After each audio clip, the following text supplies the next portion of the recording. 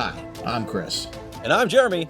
And I'm Fergal. And we're from Movie Smash. Comic book movies are having a golden age right now with the MCU. Movies based on comics aren't necessarily a new thing, but they're a big thing. Join us every other Tuesday on Movie Smash. We explore these movies and find some hidden gems. Every other week, we revisit some of the best. And some of the worst movies based on comics or graphic novels. Was Green Lantern as bad as you remember? Heck no! Is Time Cop the most accurate time travel movie ever created? Absolutely. Was Mystery Men way ahead of its time? Should they be revisited? Should they be forgotten? Join us on Movie Smash and find out. Listen wherever you find your fine podcasts.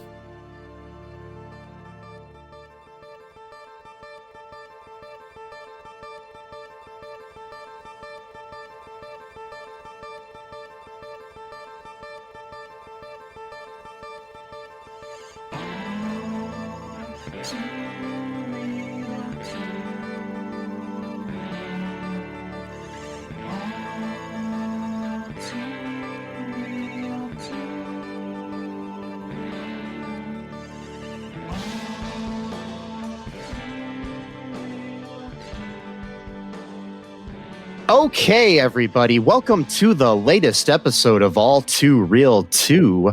My name is Michael E. Cullen II, and with me, as always, is... Sesame. He's playing for the bad guys in Carta. That's a good name. Good name. Thanks. Indeed. Thanks. And today we brought in reinforcements here to talk about the greatest sequel in comedy history since Police Academy Mission to Moscow. And... yeah, we brought in Ryan Moore from Newrealms Media. How's it going, Ryan? It's going good. I'm having a birthday recovery right now. Well, happy birthday to you. So tell our listeners just a little bit about yourself before we get started. I'm Ryan Moore. I'm a photographer and video essayist on YouTube. I recently put out a video that got a lot of attention from Nazis about why Rachel Zegler doesn't deserve the hate she's getting. And I also do short form reviews on YouTube on movies, and I'm here talking with you guys today. Awesome. Yeah. We'll put links to all of your stuff in the show notes here for people to check you out. So today, which you can probably tell from the title of this episode, we are covering the 2025 Netflix film Happy Gilmore 2, a sequel to the 1996 film. Was it 96? I think so. Yeah. So the short synopsis on the Internet Movie Database is revisit Happy Gilmore's golf career after his win in the tour championship. That is like the worst synopsis I've ever heard. I saw that and I was like, really? That's the best you guys could come up with? Yeah. This was directed by Kyle Newacek, who directed Game Over Man. He was the producer of that. He didn't direct it. Where's his directing credits? I got the producer credits up first. Directing. Okay, he directed the episodes of the TV series What We Do in Shadows. He directed the TV series Bookie. He also directed the Adam Sandler film Murder Mystery. So this is a guy who's gonna just shut the fuck up and do as he's told. I kind of figured that. Yeah. I mean, he did direct an episode, 2 episodes of Community, which is a good show. Both during season 3, so they were still during a halfway decent season. So, anyways, and he also directed the Childish Gambino music video for Heartbeat, which is like one of my favorite Childish Gambino songs. Oh, right on. So that's interesting. Yeah. So, anyways, this was written by Tim Herlihy and Adam Sandler, writers of the first film. Tim Herlihy, his son also appears. Martin Herlihy from Please Don't Destroy also appears in the movie. So there's a lot of nepotism in this movie, just letting you know up front. Yeah. Of course, we got Adam Sandler as Happy Gilmore. We've got Julie Bowen as Virginia, kinda. We've got Christopher McDonald as Shooter McGavin, Benny Safdie as Frank Manatee, Ben Stiller as Hal L., Bad Bunny as Oscar, John Daly as John Daly, Dennis Dugan as Doug Thompson, Haley Joel Osment as Billy Jenkins, Lavelle Crawford as Slim Peterson, Sadie Sandler as Charlotte, Jackie Sandler as Monica, and Sunny Sandler as Vienna. And then a bunch of other people. If I keep going, we're gonna be here forever. This is like the biggest cast since, I don't know, like some Cecil B. DeMille movie back in the early days of cinema, you know? So, yeah. So initial thoughts here. Either one of you guys can start. Whoever feels like it. Okay, so straight away, I love the first Happy Gilmore. I adore that movie. To me, that was the film that made him a household name. I wasn't even a fan of Adam Sandler until I watched Happy Gilmore, because I was a really religious Saturday Night Live watcher as a kid.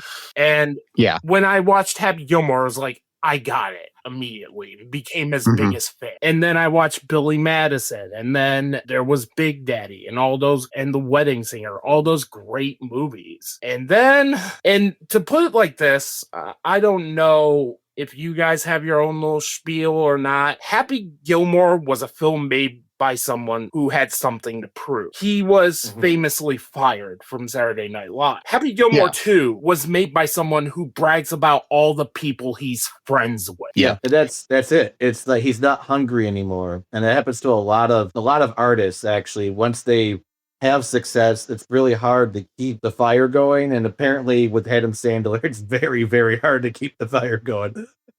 Because, like you said, I mean, like a strain of great movies, like Happy Gilmore, Wedding Singer, Big Daddy. I mean, all of these happened within like a 4-year time period. Like, you know, and then the Netflix era comes, and you know, there you go.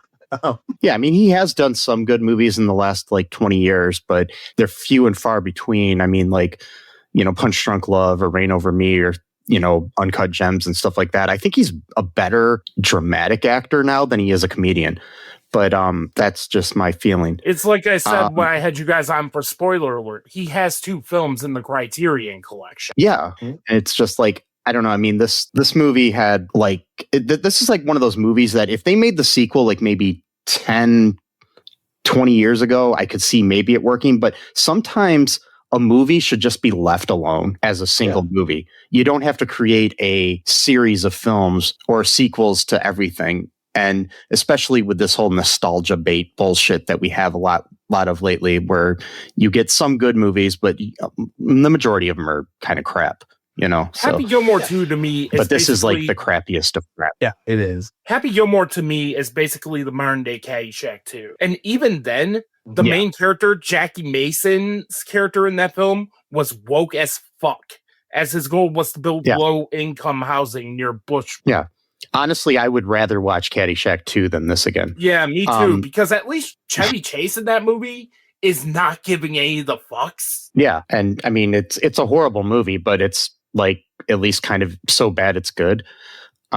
This is just so mediocre that it's like forgettable. It's such a, I don't know. I want to say it's forgettable because I'm just hoping I'll forget it, but...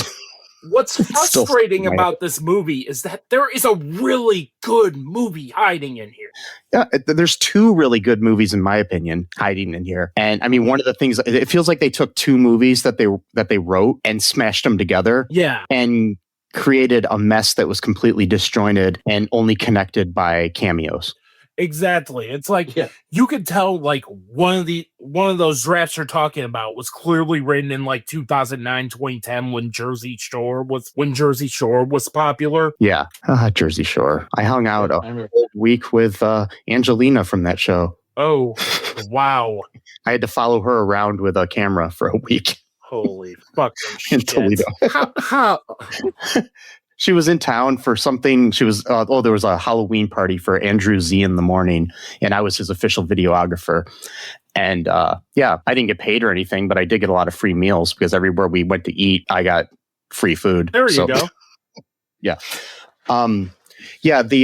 So anyways, it does feel like a early 2000s, maybe 2010s sort of film in there, but also like, You've also got like what could have been a heartfelt movie in here, but I don't know. It's just like the last thing I ever wanted to see when I saw the original Happy Gilmore was Happy Gilmore end up being a drunk widow who fridges his fucking wife for lulz. Yeah. It's like, hey, we'll kill her. I mean, the thing is like I've seen some arguments online where people are like, oh, in the original movie, his dad got killed by a hockey puck, so it's kind of similar. And it's like, no, it's not. Yeah. That's the point. I have to. It's not, because we didn't know who the fuck his dad was. Yeah. We know who Virginia is from the first movie. Exactly.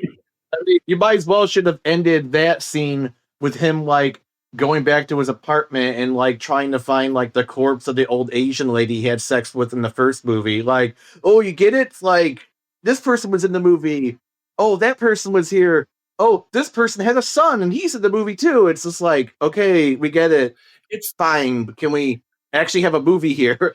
So do we want to talk our way through the movie, or just our thoughts? What are you guys feeling? Because I'm good either way. A little bit of both. Because let's continue on that, because it's one thing to kill off a crucial character. It's another play it off for lulz. Yeah. Compare this to Deadpool 2, where Vanessa's death was treated with actual weight and pathos. And everybody was like, oh, she was totally fresh. Vanessa still drives the narrative of that film. Mm-hmm. Yeah. Virginia does not in Happy Gilmore 2. It's more Sonny Sandler's Vienna who's driving the narrative of the film. Yeah, and it's like there was absolutely no point in killing her.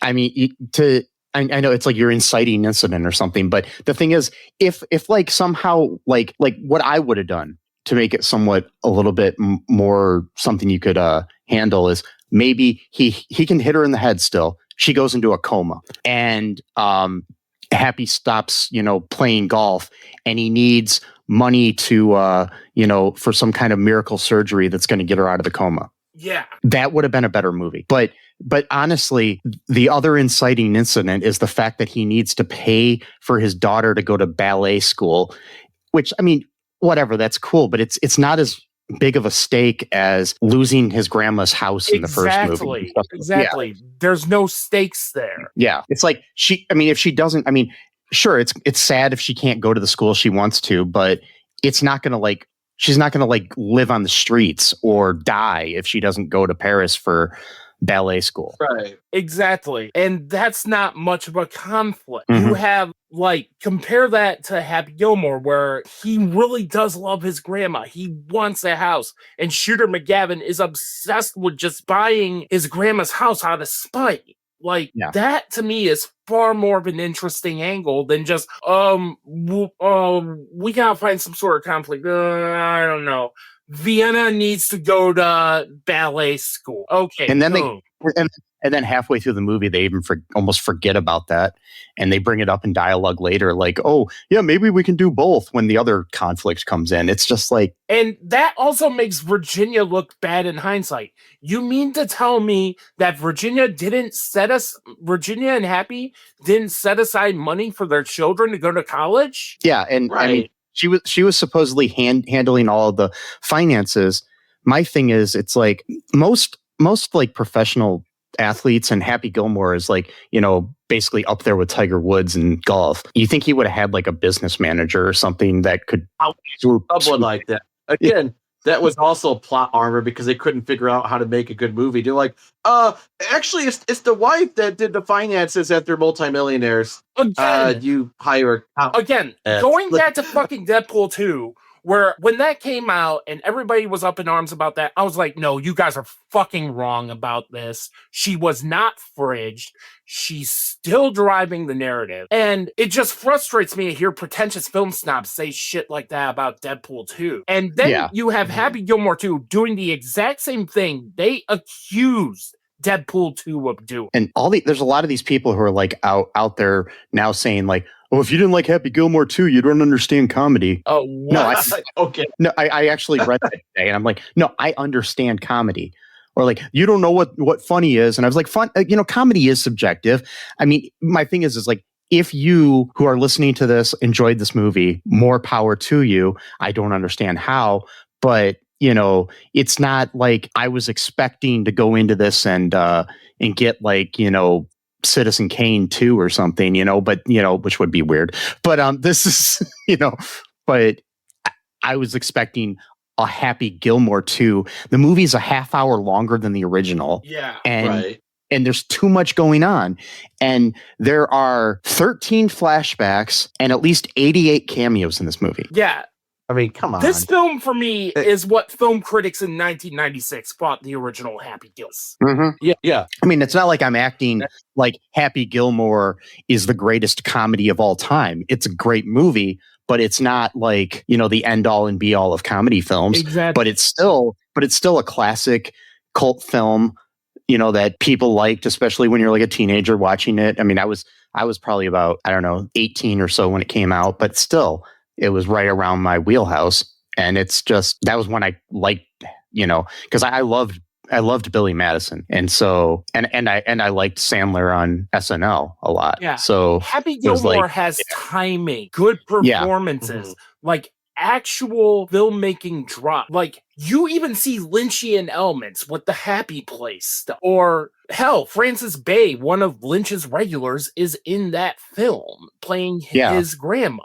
I know. It's like the thing I'm trying to figure out is Dennis Dugan is in this movie, but he directed the first movie. Why didn't he direct this one? Yeah. Exactly. Because maybe because Dennis Dugan would probably be like, maybe we could cut some of this out, take this back to the beginning, back to basics. No, here's this 2-bit TV director who will shut up and do as he's told. I mean, Dennis Dugan did win the Golden Raspberry Award for Just Go With It and Jack and Jill. I mean, the man is no Spielberg or Landis, but that's the thing. Like, when they keep doing these flashbacks, and when you see this clearly digital shot on instances where it's shot on green screen scenes, and then they're pairing it up with the clearly shot on film Happy Gilmore, it's like the instant comparison as to why Happy Gilmore is great and Happy Gilmore 2 sucks. Yeah, it's like the thing I understand, like they had some flashbacks to Happy hosting Saturday Night Live, and they like green screened him there. My thing is couldn't they just spend a day on the actual set of Saturday Night Live, because Sandler knows the people there.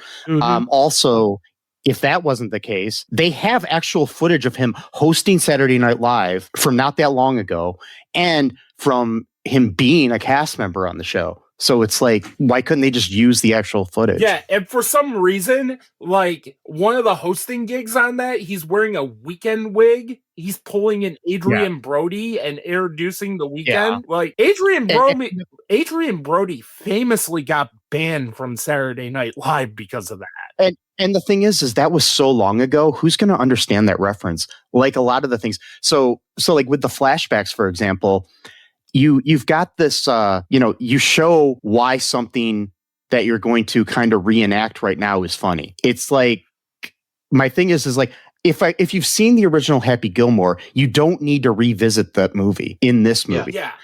But if you're trying to go for new audiences, you shouldn't rely on so many jokes that they need to have watched the first movie. Exactly. All right, let's do another compare and contrast here. Compare this to Cobra Kai, which does the same thing, where, the Cobra Kai is clearly shot on digital, but one, it's genuinely well made, and two, the clips used kind of play as memories for Daniel LaRusso or Johnny Lawrence. It never feels like they're just doing it for pandering fan service. And these are like jump cut to the original movie. It's not even really kind of implied that these are like Happy's memories. Exactly. They're just showing the clips. Basically doing an applause sign to show the clips. Yeah, and it reminds me of like in a lot of ways, like one of those really bad like clip shows from like Family Ties or something, where it's like, hey, remember that time we all got stuck in the fridge or whatever, something stupid like that. You know what I mean? It's not that they did that, but you know what I mean? It's like, hey, remember that time when Dad almost lost his job?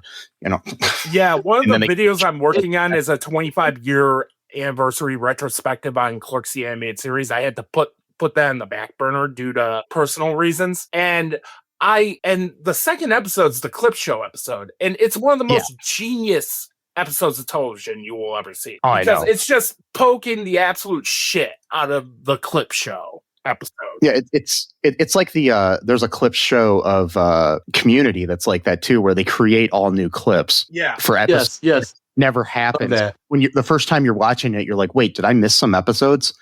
And no. So yeah, it's that's a clever way to do the clip thing. But I mean, and you can, like you said, with Cobra Kai or something, like you can do something where you actually show the thing that happened. Like even on so like I'm one of my guilty pleasures is General Hospital, the soap opera. Sometimes they'll recap something that happened by having somebody kind of remember what happened, and they do it in a better way than Happy Gilmore 2 did. Yeah. So like if you didn't see a couple weeks ago that so and so shot this person, or somebody had an affair with somebody a couple weeks ago, they'll show a clip of that thing, but they do it in a way that doesn't kind of jar you out of the scene. This just does. Let me put it to you like this. Like, we are 22 minutes and 47 seconds into this, and we're still talking about the first, 5 minutes of this film. Because of how bad. Okay, so basically, our villain is this douchebag dude who wants to create a new version of golf that's more exciting, pretty much like what you would think Happy Gilmore would like, because in the first movie he's denigrating golf as a sophisticated sport and making it stupid or whatever. Yeah, it's like the XFL of golf or something. Yeah, it's basically like the TikTokification and Mr. Beastification of golf. Yeah, I mean, literally, that's a great point. It literally reminds me of some of the dumb sets that he uses for his dumbass videos.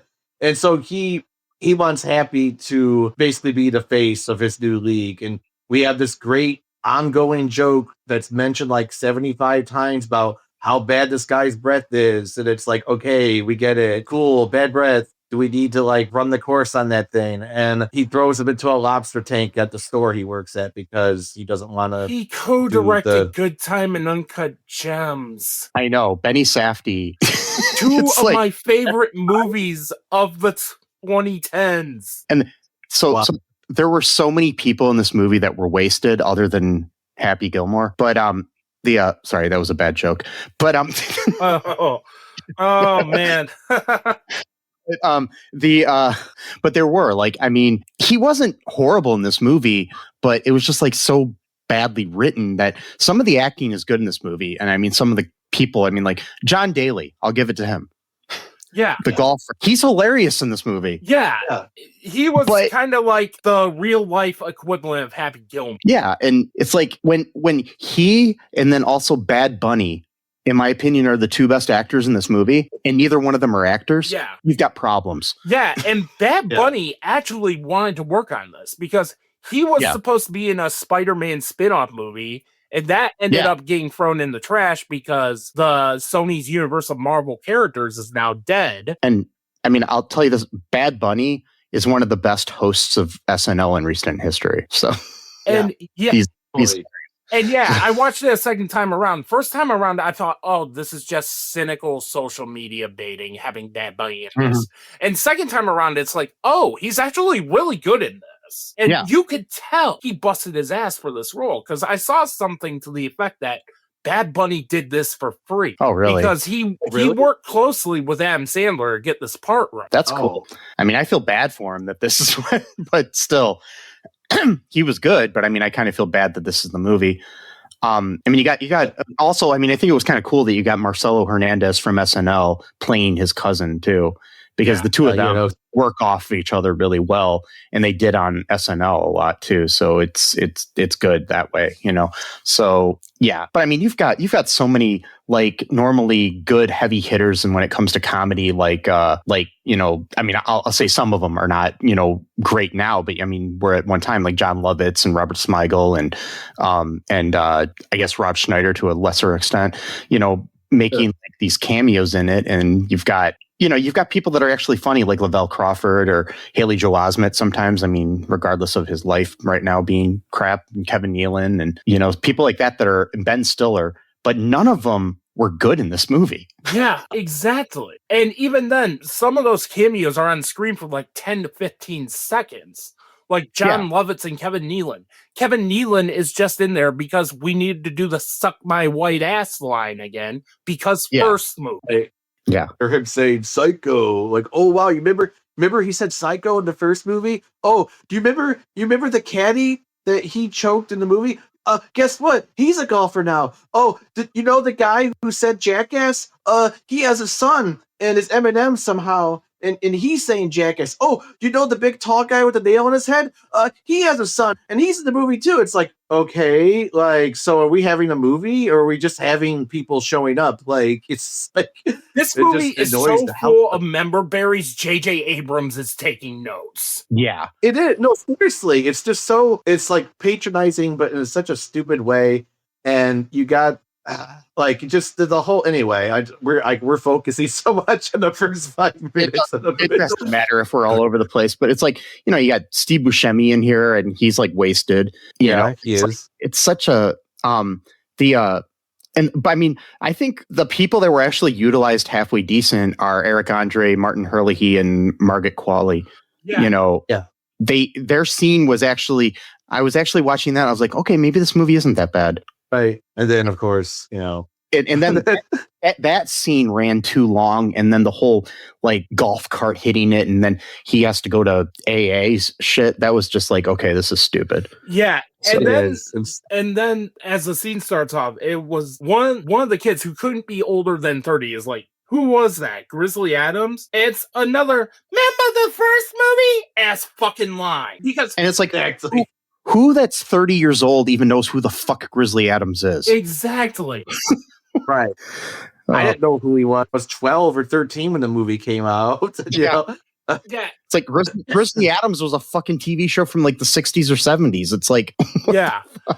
But I mean, so some of those people's parents probably weren't even born when they said, you know, it's But going back to what we were talking about with that scene with Eric Andre and Margaret Qualley, it's one of the very, very few times this film works and feels like a Happy Gilmore sequel. yeah.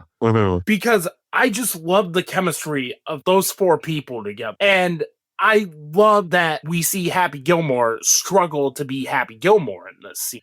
He's rusty. He's resorted to playing with rookie people who are better than him. Right. And so, okay, like one thing that bothers me about this movie too, it's like a really weird nitpick. So golfer Will Zalatoris plays himself, a fictionalized version of himself, who is supposedly the caddy that Happy had in the first movie. The main problem with that is he was born right after the first movie came out. Yeah. It's like the guy's like 28 or something. It's just like, what the fuck? And it just doesn't work. So What's that? it's not even the same actor from the caddy from the. No, the other actor is some actor in Canada who's now like a scientist or something. I looked him up just because I was curious. Yeah. Okay. And then with that seed, like Happy Gilmore's so drunk he crashes into the cart with Margaret Qualley and Eric Andre. Like, right. And keep in mind, Margaret Qualley was in a Best Picture nominated film this year. Yeah, I mean, you have her and Benny Safdie in the same movie, and they're both like too good for this. I felt she should have been a way more important character. Maybe she should have played one of his daughters. Exactly. I mean, his daughter. I mean, his other daughter's in the movie, not playing his daughter.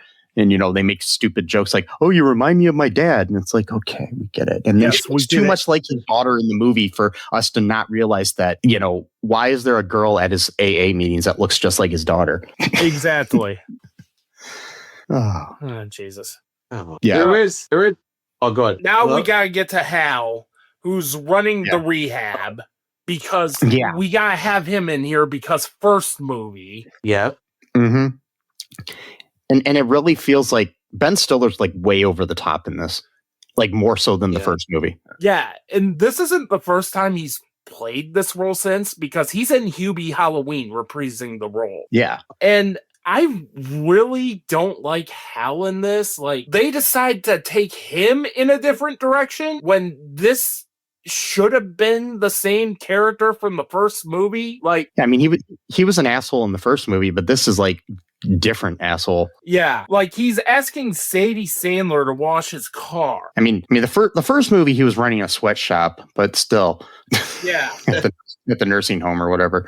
So yeah, it's like, yeah, but I don't know. It's just there is one scene note that I do like with Shooter McGavin. I think his character was one of the saving graces of the movie, but even then, he was not utilized very great, but he's in a mental asylum and he's reading The Shining and he's laughing. He's like, this guy's losing it. I just love that. Yeah. line. That was kind of funny. I mean, the thing is, Yeah. It's how they present him in this movie. Yeah. Because Yeah. they present him as purely an antagonist when he first shows up. Mhm. yeah. Because he's in a mental institution for 29 years because of Happy Gilmore. I don't. Yeah. I mean, I don't know. Christopher McDonald is a great actor. He's hilarious, and I mean, he gets the character really well. But it's like they could have like done something better with Shooter in this movie. Yeah. How are you going Yeah. to have an insane Shooter McGavin and then have him be the good guy? Yeah, it's like they fight in that graveyard where everybody who died in the first movie happens to be buried. Yeah. What are For the some reason, what are the chances? So ham-fisted. And yeah, it's like, again, it's just like, because you're thinking like, oh, okay, he got broken out or got paid out of the mental asylum. He's going to sign up with the new golf guys. It's going to be the opposite, because in the first movie, Shooter was like the straight edge golfer and Happy was the guy who's like changing the system. And then now Shooter's going to be the guy to play for the weird golfers and Happy's going to play. Like, no, we're not going to do that. We're just going to have Shooter be on Happy's side and be a sidekick base. Okay. Like, It's like if in like a sequel to Halloween, all of a sudden Laurie and Michael are best friends. Exactly. it's It's just right. I don't know, man. There's so many things they could have done. What always gets me too is it's like, there's got to be like a lot of yes men going on, because if people like us could clearly see, and it's not just us, probably millions of other people doing the same kind of podcast right now, talking about the same thing, how we could come up with all these much better ideas than they do, but yet we're not the ones making the movies. They are, and obviously they suck. And so it's like, I've in the past complained when people are like, man, I don't like this movie. They ruined my childhood with the sequel, and they didn't do what I wanted them to. And I understand that, because sometimes you have a certain idea, but I've always been clear on the fact that it doesn't ruin your childhood. But this might actually have ruined my teenage years. I think it does too. Yeah. I think it does. I really do think this is an exception to the rule. It's not because it went woke or whatever people complain about. That's usually when they complain, is because there's a woman in the movie now or whatever. This is because the movie just objectively sucks. Yeah. And it ruined the plot of the first movie. It truly did, because you got a depressed Happy Gilmore, who's an alcoholic now, who, of course, they got to make this funny little gag where he's hiding his drinks, the little trinkets, and like, yo, he's at work and he's drinking out of a cucumber. That's not as he's doing funny. That's depressing. Nah, it's stupid. And the thing is like you have that aspect too, like where he's this like alcoholic who is going to AA and trying to recover from himself. That's one thing. But then you have on the side one of your comic reliefs in John Daly drinking hand sanitizer throughout the movie after Happy is like struggling with his alcoholism. It's like, read the room, people. Exactly. And there is a good movie about Happy trying to come to terms with the loss of his wife and overcoming the struggles he had to endure while trying to maintain his sobriety. It's just that Netflix prioritized cheap nostalgia over a quality story. Mm-hmm. It's like you can do a sequel without flashbacks to the original. It's or like callbacks to the original. I mean, sure, you got to have some, but it's not like you have to have a callback, a cameo, and a clip from the original movie every like 40 seconds or whatever. All right.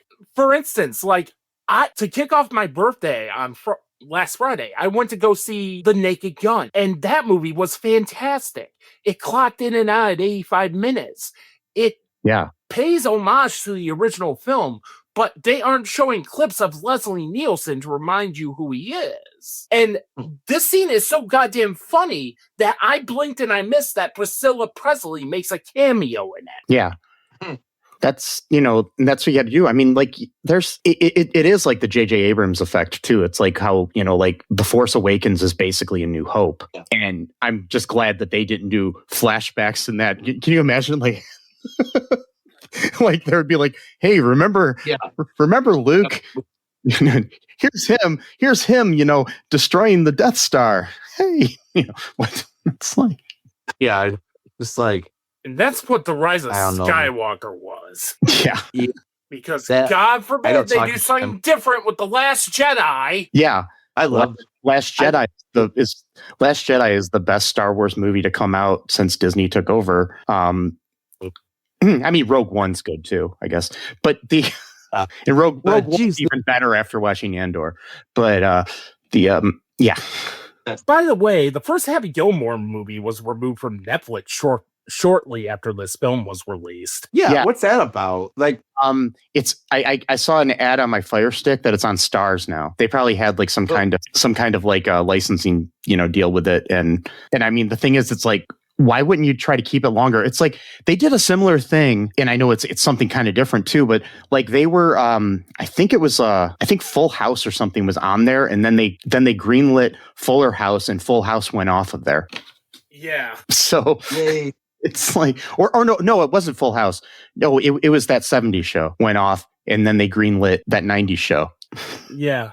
I completely forgot that 90s show was a thing. Yeah, I know. I actually kind of liked it, but only because I was a teenager in the 90s. So, but it's just, but I thought it was bad, but I liked watching it just because. Yeah. I'd rather watch that 1,000 times over before I watch this movie again, though. But, yeah. It's like, sorry, ladies, you can't watch Happy Gilmore 1 on Netflix, but fear not, you can watch Happy Gilmore 2. It's like, what? Yeah. And this is why physical media is important. Yeah. Yes, it is. Yes, absolutely. Did I ever tell you a story about Amazon Prime? I bought Star Wars movies this like 6 years ago or something. And I went to watch it like a few weeks later. And I was like, something seems different about this. I don't really know what's going on. And I looked into it. Basically, it just decided that they took away my version of Star Wars, and then they just replaced it with a different version, like a new edition. And I'm like, okay, no one could break into my house, steal my DVD, and put another one in its place. Like, you know what I mean? But like with Prime, they could just decide, like, no, don't care. Well, I know where you live. Well, you can do it, yes, but like, Sony's not going to break the house. Probably not. Maybe they would, but probably not. And then like, oh, you know what? I don't like your original copy of Forgetting Sarah Marshall. I'm gonna do like a remix of it or whatever. I don't know. I just made that as an example. But like, but yeah, it's just like, and again, it's just like, so all right. So we got this douchebag dude. He's trying to make this new golf league. He wants Shooter to join him. Shooter throws a cup of hot coffee in his face. This guy has a whole bunch of injuries throughout the movies. Get it? Violence is fun, kiddies. It's awesome. Like, throw him in. And he doesn't go back to like the mental institution after he throws hot coffee in the face of this guy who's like rich. Yeah. He runs away. Then he meets Happy in the graveyard and they get into a huge fight, and then they become friends right afterwards. So, what this told me is that if I want to throw hot coffee in like Ben Shapiro or Logan Paul's face, I can, and I can get away with it. Right? only Happy Gilmore in a graveyard, though. If you don't do that, then okay. Yeah. It reminded me too. Talk about the cameos. Of course, if you got cameos, you got to have the Mr. Woman. That was a funny little thing they did with that gravestone. Really, like, stupid. Like, yeah, I feel that felt oddly disrespectful to the original actress. Yeah. Because after all that's said and done, they focus on that specific gravestone and play Mista over it and hold on that. I'm pretty sure that actress was more than just that role. Probably. Not sure. I mean, like in that she was, but yeah. Oh, but still, the fact that they had to be so ham-fisted. I mean, because even like, not only that, like they had a recording of her going, Mista, save me or whatever. But then when they're fighting, I don't know if you heard this or not, but then when they're fighting, and then it goes across one of the gravestones, and you hear a faint jackass. Like, oh, remember the guy said jackass? It's like, do we need like my friend like Dave? He always used to have this joke like the difference between Mad TV and SNL, and like I like Mad TV. Don't get me wrong, but he was like, the difference is like SNL is kind of like, they'll tell some jokes. Mad TV is like joke, like this is what you're supposed to laugh at, type of thing. Which is, I like Mad TV. I'm not making fun of it, but like that's kind of what reminds me of like, remember this lady? It's supposed to be funny. You're supposed to laugh at this joke, right? Here, laugh at this. This is like you said earlier. Kind of like playing for the big guy. Like on Mad TV, they would have that Mrs. Swan like every week after she got popular, where SNL's more like paced out. Like they'll have a popular character, and for a while there, they did kind of repeat them too much, but exactly. But they learned from it, and they didn't do it as often. I mean, I don't know. I guess there were a lot of like, but when you actually look back at it, there weren't as many episodes with those characters. You just think there were more. Exactly. But yeah. And then that tees up Happy hanging with the golf legends. And this is another scene that works. Yeah, it does kind of. Yeah, I mean, there's too many cameos in it though, but still it works. Yeah, I couldn't tell you one singular guy in that room, but no, I mean, I know Jack Nicholas or whatever was in there because they made the Arnold Palmer joke. Exactly. And that was that was actually one joke I found funny. Which brings us to Travis Kelce. Yes. Oh boy. I'm just gonna say this bluntly. He would not be in this movie if he weren't dating Taylor Swift. Yeah. This is a casting that screams, we need to hit every demographic possible. We need to get the Swifties to watch this. Yeah. This would have been Tom Brady or Gronk if he weren't dating Taylor Swift. No, I know. Yeah. Or maybe like an actor. Yeah. No, it probably would be someone sports related. Yeah. And I will tell you, I did kind of find the because Happy has his happy place that he goes to. And when they had Bad Bunny's character go to his happy place, I kind of found that a little bit funny. Yeah. Where he's like, but then again, I never really wanted to see Travis Kelce with his shirt off being doused in honey. Yeah. And apparently they lifted that from the movie Heavyweights. Really? Yeah. That's right. Yeah, I read about that. They lifted that from the movie Heavyweights. Which is a Ben Stiller movie. Exactly. So. Which and good another movie, scene that kind of works is the age-appropriate happy place. Because the first one is, okay, we're going to do the first one, but then Julie Bowen comes out and is like, oh, you had me with 2 pictures of Moosehead. And she's trying to they're trying to lampshade the fact that they just straight up fridged her like 5 minutes ago prior to that. Yeah, it's like, I don't know. It's there's I can't remember what I was just gonna say. It's so bad. It's so hard. But then you have, and it's clearly shot on a green screen, like because you have like this you have this film, you have this scene shot on 35mm film, and then out comes Julie Bowen, and it looks like it's shot on digital after the fact. And the thing is, there was one other scene that I know wasn't on green screen because I know they were actually in that Stop and Shop or whatever, or Stop and Go grocery store that he worked at.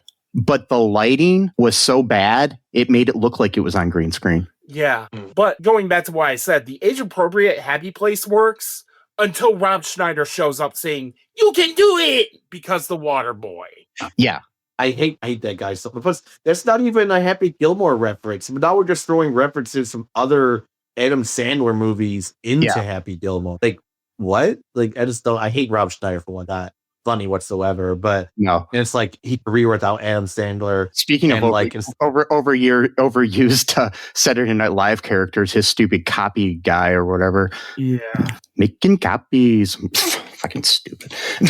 I have a career without Adam Sandler, so he has to debase himself by doing these bit roles like, you can do it. It's like, dude, you were in Waterboy almost 30 years ago and you did one line and like that has like let you skate by for the rest of your career. And you have the audacity to be like, I'm going to be a martyr for free speech. I don't care about my career. It's like, dude, you have no career. You said you could do it one time 30 years ago. Exactly. And then you made that. So shut the fuck up about you like being like a martyr for free speech. Like, I'm gonna stay true to my values. Okay, cool. Go ahead with that. And make Waterboy Part 4 or some bullshit where you're like, geriatric going, you can do it. He should just make a movie called You Can Do It, and it's just his character, and all of his lines are just "You can do it." It's like, I mean, that's the whole movie. Yeah, and then he like falls into an alligator pit at the end or something. I don't know. And then it'll be released, and we'll have people much like this movie who will say, "Oh, you didn't understand it. It's like comic genius." Yeah.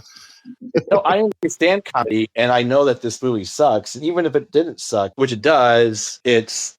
Like, that's the other thing, too, is, like, I notice, especially from, like, these, anti-wokesters, it's like, if you don't think something's funny, it's automatically because you're a PC liberal. It's like, or I could just not think something's funny that you think it's funny. That's also a possibility. Like, Exactly. It's like you find something funny that's funny. It's like people are like, oh, you don't find it funny because there are conservative people involved in it, because like Adam Sandler's a conservative, and it's like, yeah, and it's like, I think Kelsey Grammer's hilarious on Frasier. Exactly. He's one of the biggest, it's like, I don't base my, thing. I mean, it's like, I think Mel Gibson is a good actor, even though he's a horrible person. Exactly. So, he's a great filmmaker. Like, yeah. And even then, with the Sydney Sweeney shit going on right now, it's like, I think that's more an American Eagle, not Sydney Sweeney. Exactly. Like, fight the real enemy here. Like, Sydney Sweeney did not write that's commercial script. No. And on another like current topic that is kind of related to this, where it's based on nostalgia. Okay, so the Sphere in Las Vegas is showing The Wizard of Oz, and they took the film and expanded things to fit the Sphere with AI adding in the background and some of the actors that are off screen, adding them back in and stuff like that. I saw that, and that made me sick to my stomach. Me too. I've been in a debate on a post about it with this guy for like a week now. Oh boy. He keeps trying to tell me that it's the same thing as if they're just showing it on TV, and sometimes things are cropped for the size of your TV. No, it's not. It was shot in 133. Exactly. That's what I tried to tell him. I said, no, it's the right aspect ratio. And then he says, well, it's the same thing because you're watching it on something it wasn't intended to be watched on. And I was like, that's not the same thing. You're expanding the picture and using AI to do it. And that's an insult to the original artists of the film. Exactly. I don't think Victor Fleming or Mervyn LeRoy would be like, oh yeah, we should totally shoot this for the future. Yeah. It's like the thing was made to be in a square. It wasn't made to be in a curved building. I mean, talkies had just become a thing like 12 years prior. Yeah, and it's not, and the thing is like sometimes some things should just be left alone. I'm waiting for them to do like, some other classics like this. I mean, can't wait for like Citizen Kane or Gone with the Wind on that big screen or something stupid. It's like, they're adding like 4D type elements to it, which I'm like, that's cool. You can do that. That's not really taking away from things, or, like where, it's adding things. So is the AI, I guess, but it's just desecrating the original artwork, and it's like putting a mustache on the Mona Lisa or something. Exactly. And The Wizard of Oz was like a technical marvel for its time. Yeah. I mean, it's kind of like in a different way, like where I will let it slide, where George Lucas went back and added things to his movies because it's the actual person who wrote the movies. But right. I still didn't like some of the things that he did, but it's like, I'll let that slide. But, if like Victor Fleming rose from the grave and said, yeah, I want them to add in things with this new AI thing I just heard about, Exactly. Right. Yeah. But this movie kind of reminds me of that concept, though. It's like you're taking something that was kind of sacred when it comes to like cult comedy and just shitting all over it. Yeah. All right. Speaking of which, Haley Joel Osment as Billy. Yeah. Because Happy Gilmore is playing a game on Mother's Day because the film establishes that's when Virginia dies. Yeah. Oh, okay. And Happy Gilmore's completely off his game, and he drinks again in the bathroom. Yeah, and I mean, speaking of Mel Gibson, I mean, Haley Joel Osment recently pulled a Mel Gibson. Oh wow! Yeah, because in April he was arrested at a ski resort for public intoxication and possession of controlled substance, which later was confirmed to be cocaine. And while under arrest, he was captured on police body cameras using slurs against Jewish people towards his arresting officer. Oh boy! Oh my god! Literally, that's such a thing. Like what I don't understand about that, it's like all prejudice is bad, but what I don't understand about that is like there is no stereotype of Jews being cops, so it's a very weird. You know what I mean? Like it's a very weird thing. You know what I'm saying? Like because like you would say something like, "Oh, you're a lawyer, are you Jewish, or you're an investment banker," but like cops, like that's a weird like. That just means that you're just like hate Jews so much. You just think anyone you don't like is Jewish. Like exactly. And I mean, after he filmed this movie, this was like well after it. I'm sure this movie was filmed a while back, or at least months ago. But it's like he, with a famous Jewish man in Adam Sandler, it's like, what the? Maybe working with Adam Sandler turned him anti-Semitic. Sorry, I shouldn't say that. That's bad. Like, this movie was so fucking bad, man. Yeah, They made me humiliated. Okay, can we get in? Speaking of him, can we get into the whole thing about the hips? Oh God, this I can't get over this. Oh, Because remember, it's all in the hips. It's all in the hips. Well, now we turn this up to 11. Pun intended, by the way, because now they're making Spinal Tap 2, which I'm also very worried about. Fuck Rob Reiner. Fuck Rob Reiner. It's like the equalification of everything. Everything's got to be a sequel or a trilogy for that matter. It's like, we were lucky to get a Star Wars trilogy. That was one of the first movies that actually had 3 movies. It was like, whoa, that's kind of crazy that they actually did. Now it's like, you have to have a trilogy. No matter what it is, it has to be a trilogy. If it's the worst movie of all time, doesn't matter. We're going to have Happy Gilmore 3. He's going to be in the old folks home at like 85 years old. And it's going to be like he has to pay for his daughter's, like, I don't know, some kind of like disease, some shit. And it's like going to be super depressing.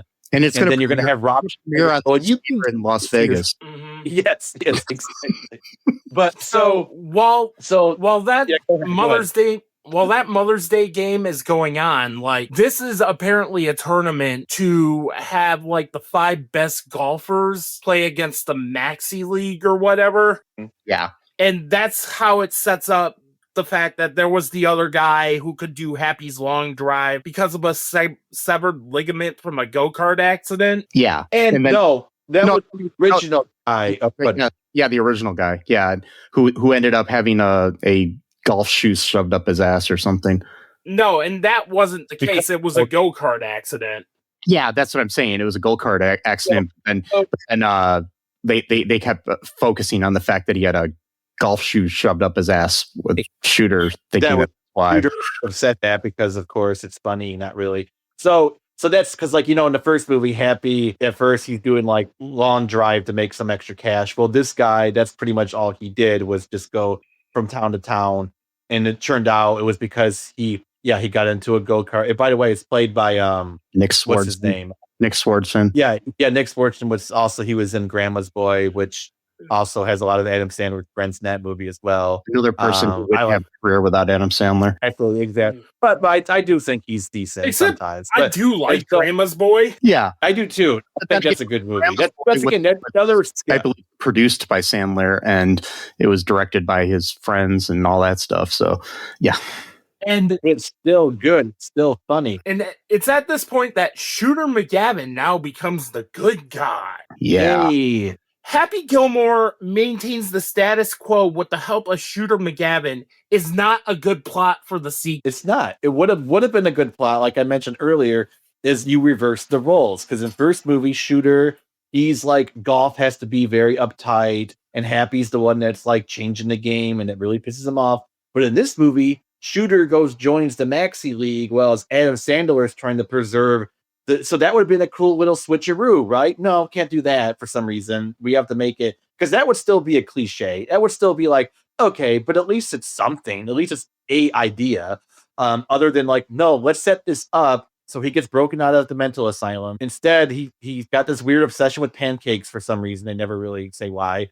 And then, like, I guess just like a funny little gag they decided to throw in there. And then he douses the dude with hot coffee. He runs away. Gets into the huge fight at the cemetery that pretty much has everyone they've ever met buried in this one cemetery for some. And then he joins their side, and they keep doing these gags of like, "Oh, I was the most successful golfer in the '90s." Everyone's side like, "Oh, you get it?" Because he's not the best one. Happy's the best one. Oh, Jesus, I'm sorry. I hate those fucking movies.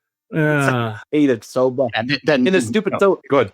I was just saying, and then they go to this new tournament where the Maxi guys are playing against that, and we find out that first off, Happy's original like conflict that he had to solve about his daughter's ballet thing was supposed to be solved by him winning the tournament, but but he loses, and because he gets drunk because of the Mother's Day thing, and he goes into the bar, and it's like. Not the bar. Into the bathroom and drinks out of his little hidden flask in his cell phone. How would that work? But anyways, this is being told by the the IRS guy from the first movie who is now a lawyer. Yeah. Of course. And of course, we gotta show the clip. We gotta show the clip of him getting thrown out because first movie. Yeah. Exactly. First movie. And you get it. And then, of course, they got to make the joke where they get like, oh, you became a lawyer because you want people to hate you less. God. It's such lowbrow. But again, there is lowbrow that's good. Like the first movie. I never realized that the IRS guy was Robert Smigel. Yeah, I never realized that either. Yeah, who is like Triumph the Insult Comic Dog and the guy behind the TV Funhouse things and all this other stuff. I love that stuff. But here he delivers what is fundamentally one of the worst lines I've ever heard in my life. And I rewound this line 6 times to write it down exactly in my notes. You came in 6th, but the winner, Billy Jenkins, opted out of the tour team because he's playing for the bad guys, so you made the team. The bad guys. He's playing for the bad guys is an actual line of dialogue being said in a movie. That does sound like something ChatGPT wrote. It's a fundamentally anti-art exposition dump. It'd be like so here in the galaxy far away in Star Wars, where who are we fighting? We're not fighting the Empire. We're fighting the bad guys. Like we're playing against the bad guys. I mean, oh Christ.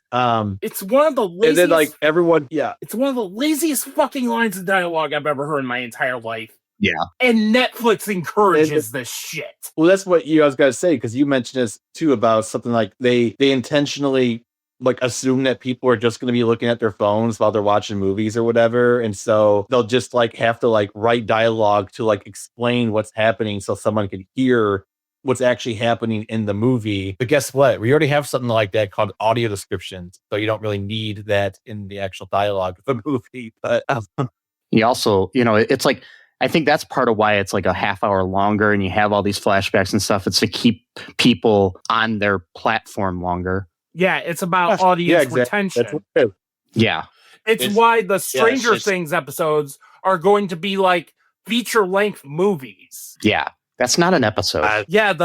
And I'm so done with that show too. It's been so many years since it came out. I'm I don't want to be watching these kids when they're in their 30s. I don't know. Yeah, it's I really don't have time to block out 2.5 hours for 8 episodes of apparent television. Yeah. And it's they wait so long in between the things that you forget what happened in the last season that they're expecting you to go back and rewatch it or something. But who has time to rewatch the whole season again and then watch the new season or watch 4 seasons or whatever of the show before you watch the new season? I barely have time doing this.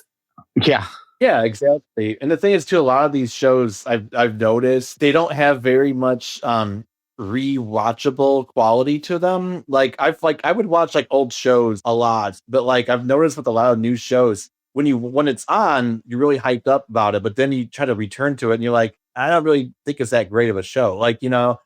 Cobra Kai, that's definitely fine. I've watched that tons of times, over. But there's a lot of shows lately where it just seems a lot of it's built on the hype of the current moment. This movie too is probably like that. Yeah, I mean it's not like Law and Order or Friends or something like that or Seinfeld or whatever that you can watch over and over again. Yeah, and still kind of get something from it or have it on in the background or whatever. But this I'm not gonna go, I don't know, rewatch Jessica Jones or something. It's there's certain shows. Yeah, it's whatever. Yeah, even then, I fucking love the first season of Jessica Jones. It's one of my perfect seasons of television. I don't feel the need to revisit. No, it's right now I'm currently re-binging Criminal Minds, and it's fine with me. I mean, I've actually gone through the whole series 3 times already, and I'm watching it again. But I mean, not all back to back or anything, but over the years. But it's I can't do that with a lot of modern television. Yeah. Yeah. And so they all the bad guys team, they all get this surgery to separate their ligaments so they can move their hips better, so they can hit the ball far. This is literally the movie, guys. Doing surgery so you can hit the ball for what? Okay, and of course Chubb's son works at the golf thing that he took Happy to in the because first movie, right? Because first movie. Yeah. So his son now works at the place, and he's always giving tips. The mini golf course. Yeah. Yeah. The mini golf course. So he gives tips to the kids and like how to do a certain move, and they have this heart-to-heart conversation about how he's sorry that he got his dad killed or whatever, blah blah blah. And he becomes, I guess, like a mentor now to Happy in the team, I guess, or something. Yeah. Like again, first movie. Remember? Yeah, and that's the thing. Like, there are little moments in this film that reminds me that there is a good movie hiding in here. Like that scene you mentioned, or the conversation Happy has with Vienna before that scene. That just proves there is a good movie in here. Yeah, it's there's like I said, there's like 2 movies that are good in this, like 2 plots that you could have expunged from this script and made 2 movies. They could have done Happy Gilmore 2 and 3 and just like fleshed out the 2. You could have a crazy plot about the Maxi Golf League and shit like that, and you could have the Happy trying to send his daughter to school shit or something. Maybe made it a little different, but you know, you could have had 2 good movies. And I even like how Slim is training the golfers on how to play mini golf. Yeah. Mm-hmm. That was kind of neat. I like that too, where he's like kind of filling in the shoes of his father a little bit. But yeah, like Adam Sandler's daughter is actually kind of a decent actress, because like during that scene where he's getting drunk again, you can actually see her eyes welling up with tears. Like she's not even caring about the fact that she's not getting the money to go to school. She's worried about him. You know what I mean? Yeah, and like Sunny Sandler is actually really good in this movie. She was also in another movie called You're So Not Invited to My Bat Mitzvah. That's great. Which Adam Sandler's in it for like maybe 5 to 10 minutes, because let's be real, it's her bat mitzvah filmed with professional grade material made as a Netflix movie. Right. So it's like her real bat mitzvah. Pretty much. Oh wow. It's like My Super Sweet 16, but on Netflix or something, and made into a script or something. Exactly. Speaking of Caddyshack 2, we get to Maxi Golf. Yeah. Yep. Which is basically what happened in Caddyshack 2. Yep. Because like they had these weird ass golf clubs and shit that will like target the trajectory of where the golf ball will go. And it's like these little James Bond ass fucking golf clubs they have. And it's like, remember when the first Caddyshack movie was about how these guys were kind of assholes? Yeah. It's like, and then when you get to the Maxi Golf thing too, you've got like your regular golf commentators. And then for no reason whatsoever, you have to have a Post Malone cameo as DJ Omar Gosh. Yeah.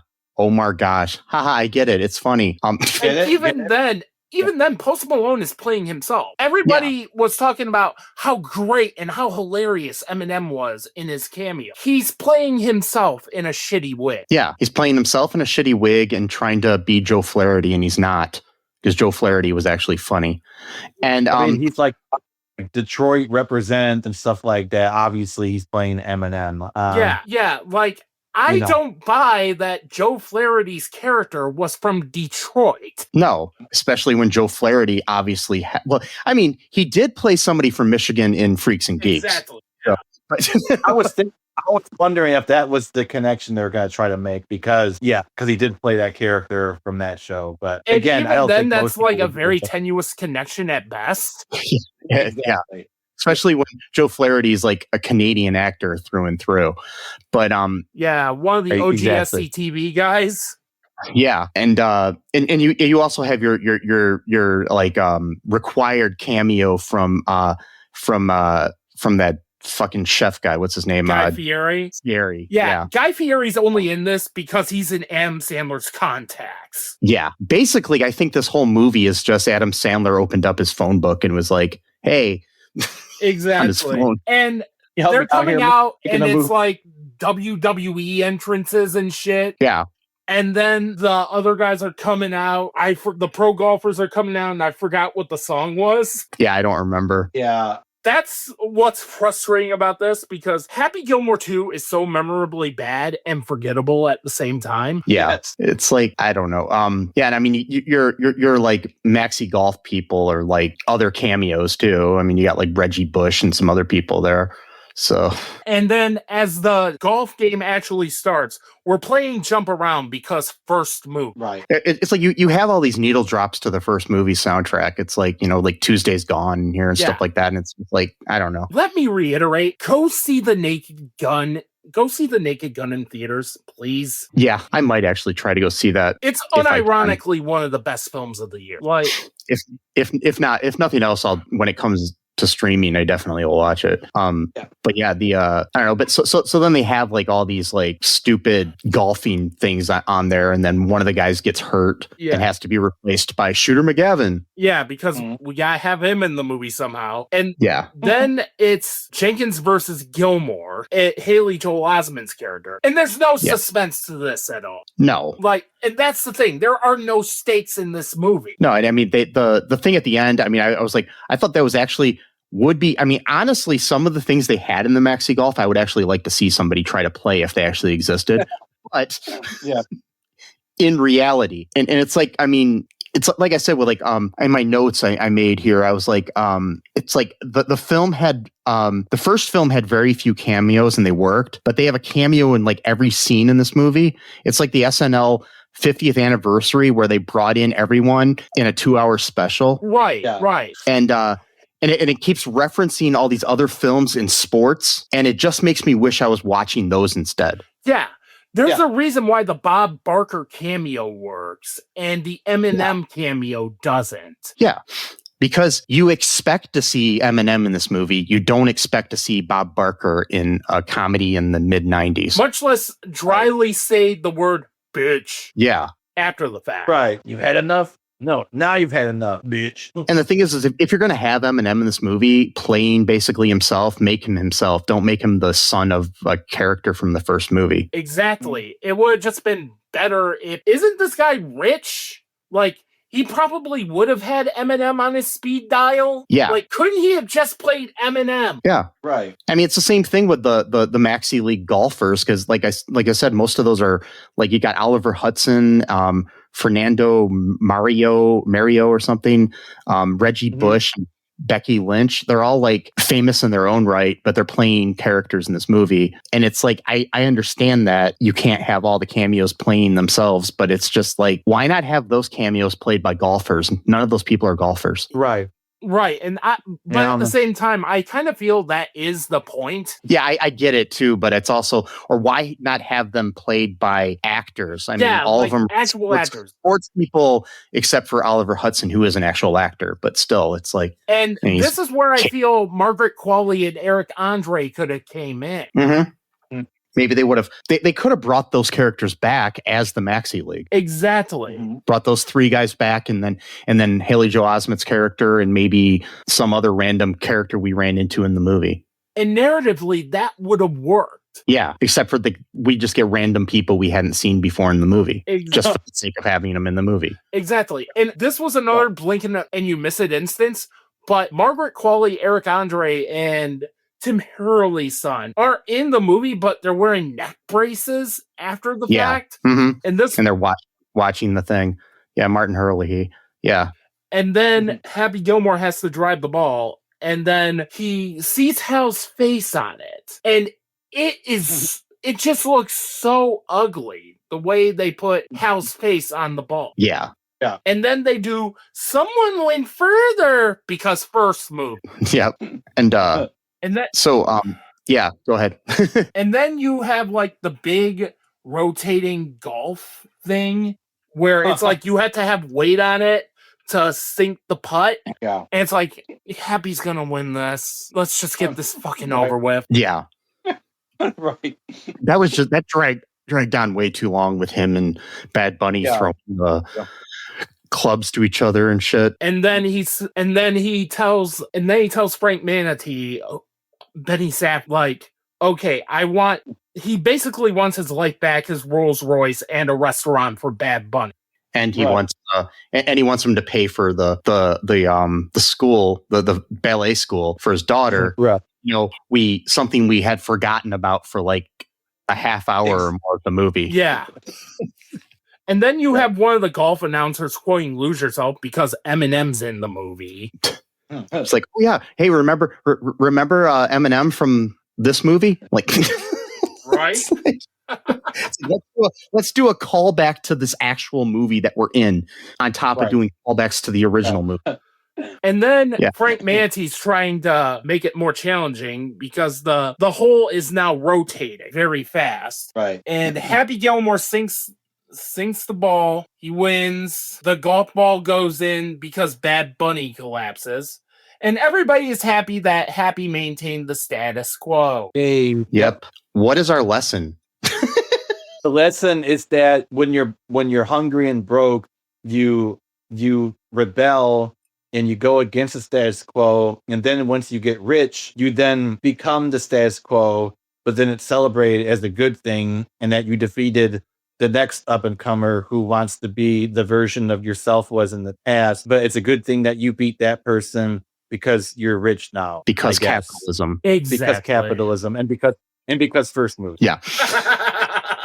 I'm not even sure if there is. I honestly don't think there is a lesson in this movie at all. No. That's no lesson. And that's the problem with it. Like trying to find something about Happy Gilmore. It's just like Happy Gilmore 2. It's just like, oh my, there's nothing here. Yeah, it's like, so when we were talking here about Tim Herlihy's son, Martin Herlihy. So he's from Please Don't Destroy, which is on an SNL writing team, and little sketches on there and everything. So I'm just going to recommend this right now. If you want to see a better comedy, watch their movie, The Treasure of Foggy Mountain. It's stupid as hell, but it's funny. Mm-hmm. All right, I'll look into that. Yeah, it's dumb as hell. There are cameos in it, but not like they're referencing an older movie or anything. It's just a good movie. Don't expect, the funniest movie you've ever seen or anything, but it's a recent movie that's dumb that I would watch 1,000 times before this movie. Yeah. So I've come up with a new rating scale that I think I want to implement on All Too Real 2, if Sesame's okay and will allow me. I'm down. Okay, so the scale is, instead of a 1 to 5 or something like that, or a 1 to 4 or whatever, it's going to be a Larry the Cable Guy to 5. God. So what do you rate this movie? Larry a Cable Guy, but like even beneath that somehow. Yeah, I think I'd rather watch a Larry the Cable Guy movie, honestly, but like 2, yeah, or something like that. Yeah. Is this Larry the Cable Guy to 5? Yeah, basically it's just Larry the Cable Guy is the worst it could possibly be. Yeah. Because he's been in 2 of the worst movies we've ever covered on this podcast. Oh, okay.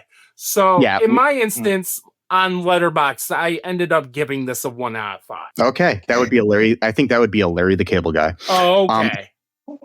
In that case, Larry the Cable Guy out of 5. Yes. So I give it a negative Larry the Cable Guy. Oh. I say that Larry the Cable Guy's movies are better than this movie. So that's where I'm writing it. What about you, Sesame? You said about a 2? No, about a negative Larry the Cable Guy. A negative Larry the Cable Guy? Okay, cool. I seem to be the only one who gives it a positive Larry the Cable Guy. Yes. So Because one thing about this movie is that War of the Worlds 2025 did this movie so many fucking favors. that movie looks so horrible. Oh my god, it fucking is. I watched a YouTube review of it, and their opinion was everything I thought it would be based on the trailer. So yeah, I just recorded my Ryan Watches short for that. I'm gonna probably edit that and release it tomorrow. But my god, did I fucking hate that movie. Yeah, I mean, I've read that basically if you just want to look at a computer at a computer screen with people clicking things for like the length of a feature film, that's what it is. So yeah. And yeah, that's exactly what that is. Yeah, I mean, it was shot during COVID. Yeah, and I could tell. Yeah. So yeah, and but my thing is it was shot during COVID, but why did they wait like 5 years to release it, or 4 years or whatever? So it's like, I don't know. Oh, wow. Anyways, I think this movie was horrible, and I want my time back. I'm just wondering if I can sue Adam Sandler. No, I don't think. I mean, it's No, That's My Boy, which is literally the worst movie I've ever seen in my entire life. I like That's My Boy better than this movie, and that's only because I like Andy Samberg. So. Not even Andy Because we Samberg saw could save that for me.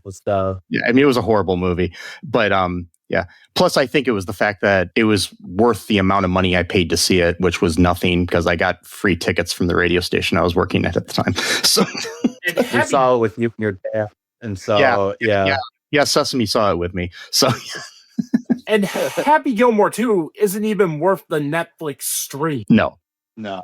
it's not worth the subscription to Netflix or whatever people would pay, you know? So yeah. It's not even worth me using Sesame's Netflix to watch it, but yeah. Oh, wow. I hope he's not paying extra. No. Yeah. So yeah, let's if you could remind people where they can find you that have listened to this far here, Brian. You can find all my videos and spoiler alert on youtube.com/Newrealms Media. You can follow me on all my socials at Newrealms Media, all one word. And in the meantime, I'm going to be editing my next mini dive on K-pop Demon Hunter's first 9 minutes because man, that is such a great opening to a movie. Yes. We recently covered that. It's probably our last episode before this episode will air if I get this released at the time I want to.